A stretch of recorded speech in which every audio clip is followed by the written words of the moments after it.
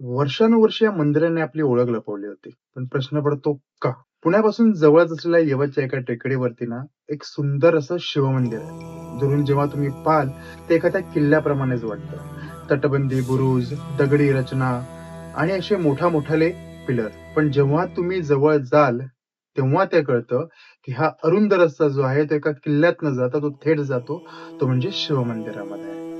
हे मंदिर एखाद्या किल्ल्यासारखं का बांधलं गेलं असेल याच्या मागे काही इतिहासकार सांगतात, की परकीय आक्रमणांपासून वाचवण्यासाठी आणि दुरून एखाद्याला वाटावं, की हा एक किल्ला आहे, त्यासाठी हे असं बांधकाम केलं असे काही इतिहासकार मानतात.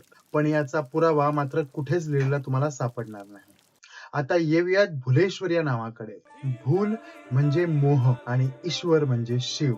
मोहात पाडणारा शिव म्हणजेच भुलेश्वर असं या मंदिराबद्दल आख्यायिका किंवा तिकडची लोक म्हणतात. तर काही ठिकाणी भूल म्हणजेच भ्रम आणि ईश्वर म्हणजे शिव म्हणजेच भ्रम दूर करणारा शिव अशी सुद्धा आख्यायिका प्रसिद्ध आहे. पण बाहेरून किल्ल्यासारख्या दिसणाऱ्या मंदिरामध्ये जेव्हा तुम्ही अरुंग मार्गाने आत जाल ना, तेव्हा आत गेल्यानंतर तुम्हाला तिथे दिसणार सुरसुंदर्या, नृत्यांगना, हत्ती, रामायण आणि महाभारतातले असे मोठाले प्रसंग म्हणजे ते निव्वळ आत्ताच कोरलेले आहेत दगडांवरती असं वाटतं. आणि मुख्य म्हणजे या मंदिरामध्ये आहे एक दुर्मिळ मूर्ती.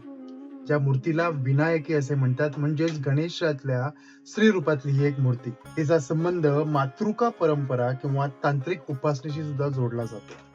यावर एकमत नाहीये, पण ही जी मूर्ती आहे ना, हेच या मंदिराची खासियत आहे. हे मात्र बोलल्याशिवाय वावगं ठरणार नाही. पण प्रश्न अजूनही तोच आहे. भुलेश्वर या मंदिराने आपली ओळख का लपवली असेल?